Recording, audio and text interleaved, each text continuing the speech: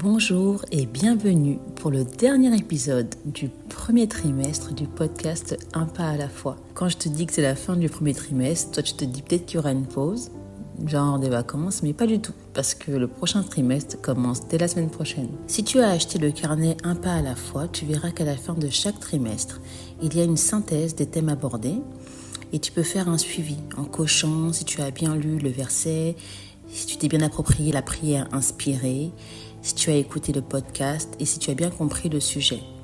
Ça te permettra à la fin de l'année de reprendre ou approfondir les sujets non acquis. Et surtout, n'hésite pas à m'envoyer un message si tu n'as pas bien compris quelque chose. Je ferai au mieux pour te répondre. Et tu peux aussi en parler à tes frères et sœurs, à ta famille, ton pasteur et surtout à Dieu. C'est comme ça qu'on s'édifie et qu'on s'exhorte. Nous terminons donc ce trimestre avec le thème du bon berger en lisant le livre de Jean au chapitre 10, les versets 14 et 15. « Je connais mes brebis et elles me connaissent, comme le Père me connaît et comme je connais le Père. Et je donne ma vie pour mes brebis. » Quand tu médites sur un verset, c'est bien de regarder les définitions de chaque terme. Les brebis, par exemple, ce sont des animaux sans défense, complètement dépendants de leur berger. Et ce dernier a pour rôle de veiller sur elles, de les nourrir et de les guider. Donc tu as compris que la brebis, c'est toi et moi, et que ton berger, c'est Jésus. Et si tu lis le chapitre en entier, ou du moins, quand tu liras le chapitre en entier, je prophétise, tu comprendras que Jésus est en train d'enseigner une parabole. Il précise qu'il est le berger qui ouvre la porte pour faire sortir ses brebis et qu'il appelle chacune d'elles par son nom.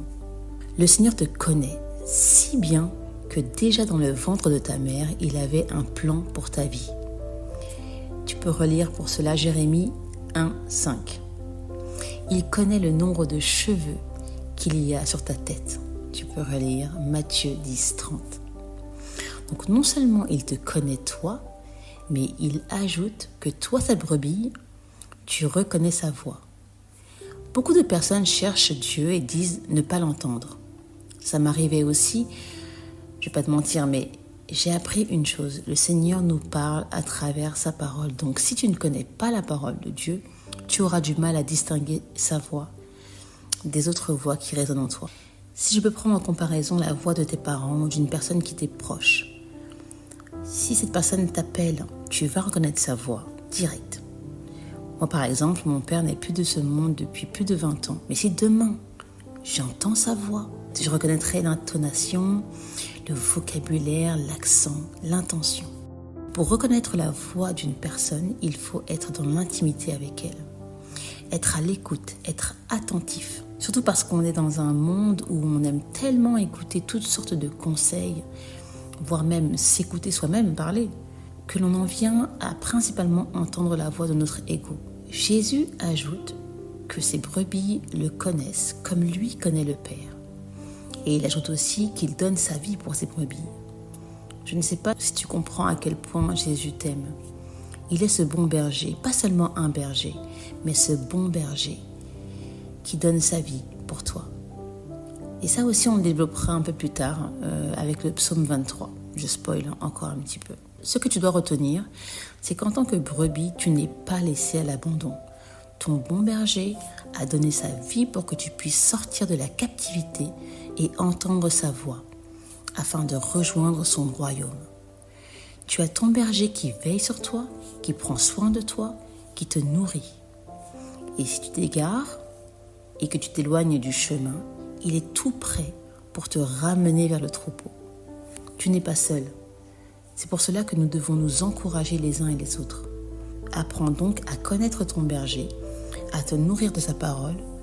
Réalise que tu es sous sa protection divine, car il est en train de te former pour ensuite t'envoyer au milieu des loups. Bon, ça, c'est encore un autre verset qu'on traitera un peu plus tard. J'ai choisi ce verset car il va nous mener vers le second trimestre qui aura pour thème « Dans le secret ». Nous devons développer une intimité avec Jésus si nous voulons être épanouis et tenir ferme face à l'opposition. Si nous voulons vivre une vie abondante, comme il le décrit dans Jean 10, 10. Voilà, j'espère que ces 5 minutes t'auront fait du bien. Et pour finir ce trimestre ensemble, je voulais te proposer une prière de repentance si tu sens que tu t'es éloigné de Dieu et que tu veux revenir vers lui. C'est un pas de foi, car en faisant cette prière, tu reconnais qu'il est ton sauveur et qu'il est celui qui veut te réconcilier avec Dieu, afin que tu accomplisses ce pourquoi tu es le seul, la seule à pouvoir accomplir. Donc si tu veux faire cette prière avec moi, elle est inspirée du livre aux Romains, au chapitre 10, versets 9 à 10. Répète après moi. Je confesse de ma bouche que Jésus est mon sauveur. Je crois dans mon cœur que Dieu t'a envoyé pour me réconcilier avec lui. Par ton sacrifice à la croix, tu as porté mes péchés. Par ta résurrection, mon esprit est reconnecté avec toi. C'est par l'œuvre de la croix que je suis juste. Et c'est en le confessant que j'obtiens le salut. C'est par ton nom que j'entre dans ma nouvelle vie et ma nouvelle identité en toi. Amen. Rendez-vous la semaine prochaine pour le second trimestre. Sois béni.